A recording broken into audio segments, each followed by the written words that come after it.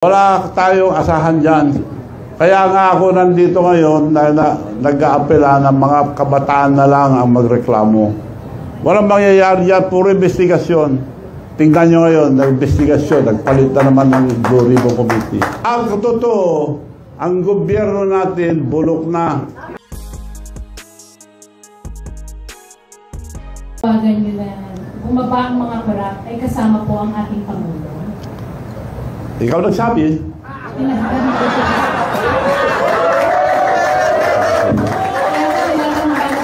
Kung ibig sabihin po ba kasama ang ating Pangulo sa panawagan nyo? Katulad po na sinabi ko kanina. Sinabi mo na eh. Investigasyon ng investigasyon sa Senado, walang nangyayari.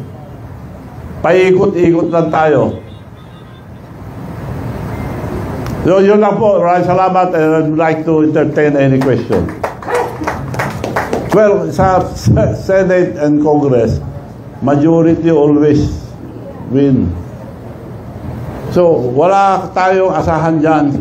Kaya nga ako nandito ngayon na nag-aapela ng mga kabataan na lang ang magreklamo. Walang mangyayari yan, puro investigasyon.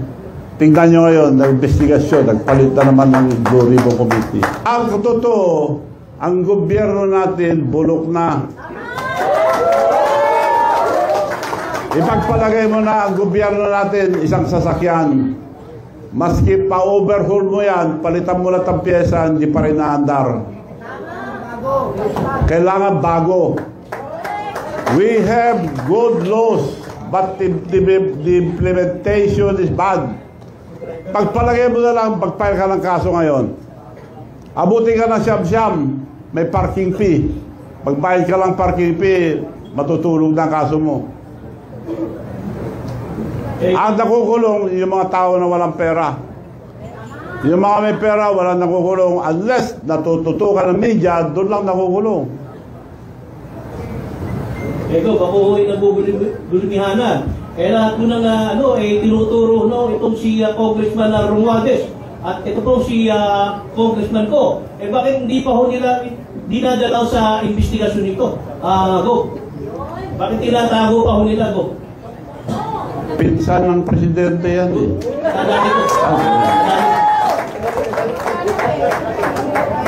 Ang alam ko, si Saldico, lumipad na. Nauna na. Hindi mo na makita yun. Salamat po, Go.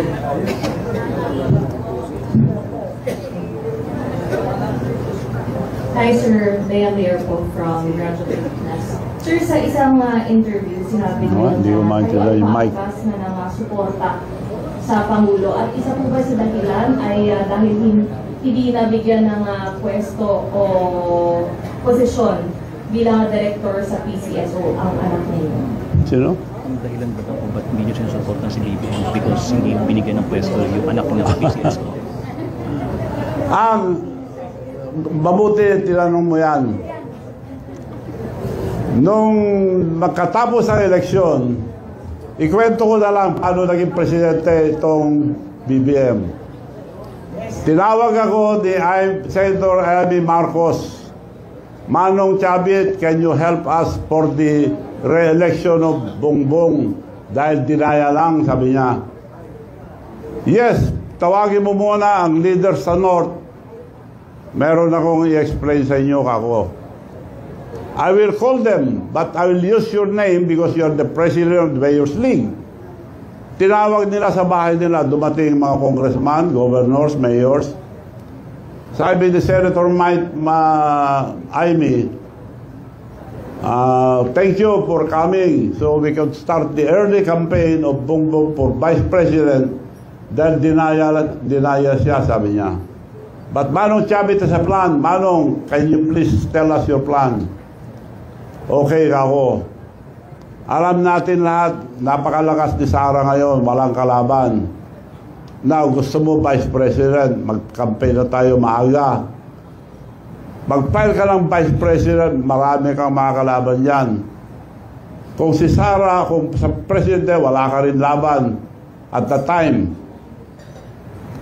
So, ang suggestion ko, mag-file muna tayo for President para pag nag-file si Sara, you slide down for Vice President, protected ka na. And I have the leverage to talk to Mayor Inday Sara na ikaw ang Vice President, protected ka na. Palakpakan lahat sila.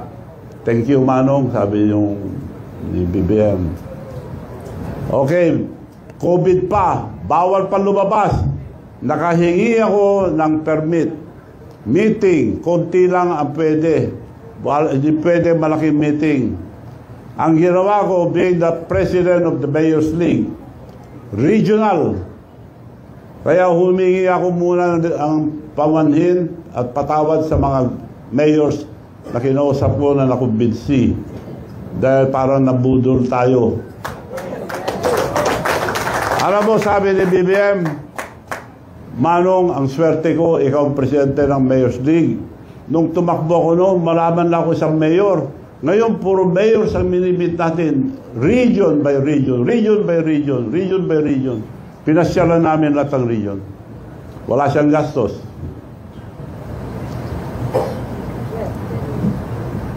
So yun ang totoong nangyari. Hindi nila mapagkailayan. Ang daming tao sa meeting.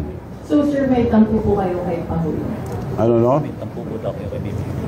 Ang ayaw ko lang na ginawa niya, alam nyo, hindi ko inintindi mga insultong ginawa sa akin. Nagpunta kami sa Japan, bago labas lang. Sa presidential table, binention niya lahat. Si Sandro, Dad, Manong Chavit is here. Ginanon niya, oh.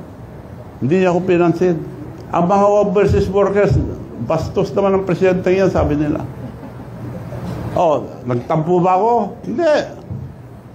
Ayaw sinasabi mo na pinapasok ko sa PCSO, director lang.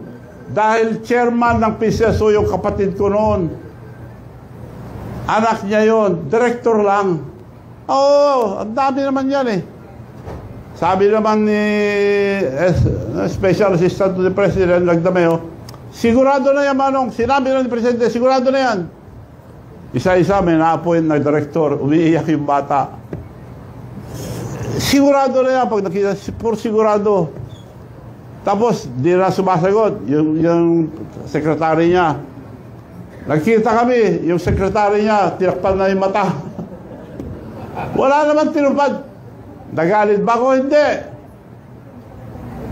Direktor lang. Ang laki na itulong ko sa kanya, hindi siya presidente, kundi dahil sa akin. Ba't ako galit? Ba't ako naiinis sa kanya ngayon? Nung pinalis natin ang mga bases dito sa Pilipinas, it was approved by the Senate. Pagpunta niya sa States, pinabalik niya lahat, dinagdagan pa. At para tayong dinadala sa kumunoy. Alam niya na magkakagera ang China and Taiwan. Sabi ng China, we never invaded any country but Taiwan, we have to get it because it's ours. Binigyan sila ng 5 years. Ang Amerika, wag, laban tayo. Bang kayo bumayag, laban tayo. Pagkagaling ang presidente natin doon, binigay kagad ilang beses. Ang dami. Kung matuloy yung away nila, sinong bubugin? Tayo. Ngayon, iniinis pa niya ang China. Anong laban natin sa China? China is our neighbor. China is our friend. China is helping us a lot. Mabuti nga. Tubig lang kinakanyon nila eh. May karapatan din sila doon dahil ang dami nag-reclaim. Hindi lang tayo. Vietnam at ibang country. It should be diplomatic. Kausapin niya lang. Sosyo na lang tayo dyan. She should stay neutral. As a leader, he should stay neutral. Bakit kumampi ka agad? Di pinapahamak tayo. Ibig nyo sabihin, yung kontraktor lang kikita dyan, sila naglagay. At sabi sa akin yung pinsang buo niya, Michael Keon, former mayor, nung ikampanya ko si Marcos sa BBM, Manong, you know the Marcoses, they will just use you. Hindi ako badiwala doon, totoo pala. Kako nga, may Alzheimer pala eh. Nakasimutan lang kami. So, mismong pinsan niya nagsabi, they will just use you, nagpapagod ka raw, sabi sa akin. Totoo ka. Sumama ako dahil maganda yung plataforma. Pagkakaisa, kailangan sama-sama tayo lahat sa kaunlaran. Ano nangyayari ngayon? Nasaan yung pagsasama? Away ka agad. Ibig sabihin po ba, nung panawagan nyo na bumaba ang mga korap, ay kasama po ang ating Pangulo? Ikaw nagsabi.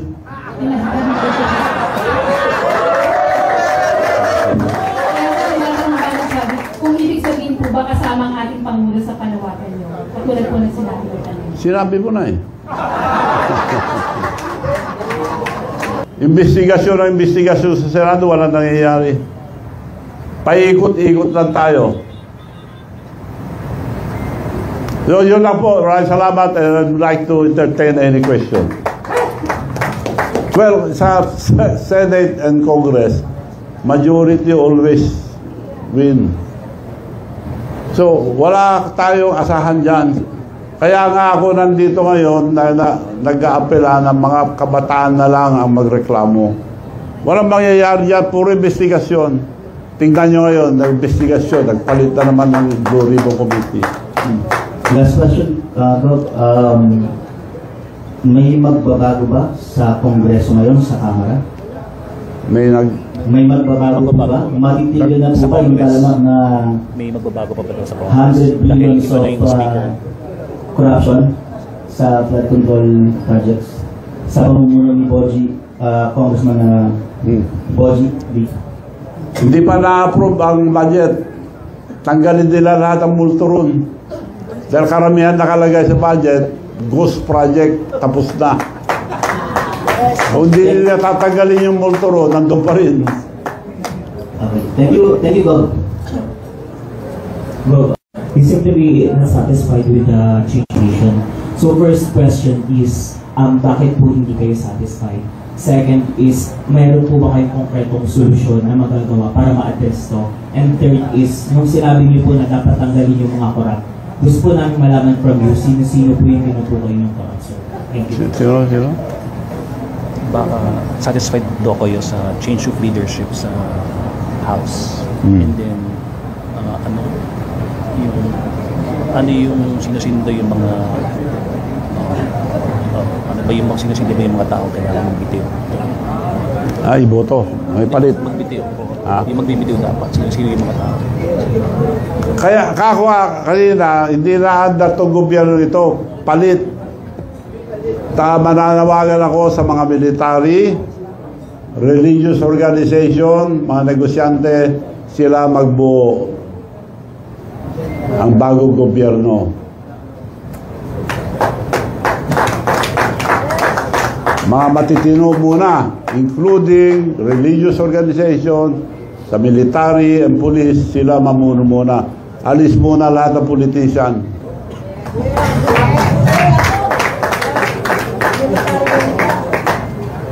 Magandang araw po. Suwan na Paulo from CIG. Sir, yung panawagan po na bumaba sa Quezon kapag nahanap na may korupsyon yung politiko, mag-a-apply din po ba po sa mga politiko na may connect sa mga kontrabista o yung may mga pawang lang po ng kaso ng korupsyon? Yung maintindihan? Dapat ba raw magbitiw yung mga politiko na may connection sa contractor or yung mga corrupt lang na politicians? Kung may delikadesa sila, hindi na mag-resign. Pero wala akong nakikita sa Pilipinas. So the only way we have to change our government, mag-usap-usap ang military, police, mga religious organizations, mga kabataan, and mga technocrat natin, maraming magagaling. Kaya nagkakaroon tayo ng brain drain eh. Hindi pinapansin, mga kurap ang nailalagay, yung mga madudunong nasa ibang bansa na. Sir, magandang araw po ulit. Follow up lang po dun sa tanong ko kanina. So, nabanggit niyo naman po na handa po kayong ipa-check po yung mga projects niyo. No? Ngayon po, mayroon din po kaming response from COMELEC Chair Garcia po tungkol na po dito. Aware naman po tayo na bawal pong maging contractor ang mga nakaupong government officials dahil daw po may conflict of interest. So sabi po ni Chair Garcia, pwede pong ma-anti-graft and corrupt practices kasi pinagabawal nga po iyon, magkakaroon ng interest lalo pa at may maaaring mabangga na interes ng publiko sa pamahalaan. So, ready po kayo na harapin po yung mga inspections sa project, pero ano po ang response nyo patungkol po dito if ever man po na may umarangkadang ganitong issue? Tungkol sa mga construction? Kasi daw bawal ang isang politiko na meron. Oo, ang marami na-appoint na nagbibitaw muna mga ari-ari, mga pwesto. So, ganun lang yun. Bawal kung nandun ka pa rin. Conflict of interest.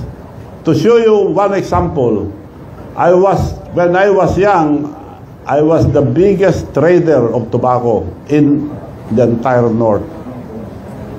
Nung na-elect akong governor, binitawan ko ang magandang negosyo dahil doon ako kumita ng gusto. Ang Virginia Tobacco ay ano ng Amerika yan, sarili nila, walang iba. Inisbagin lang ni Harrison Hill yung buto ng Virginia Tobacco. That's the main ingredient of cigarette.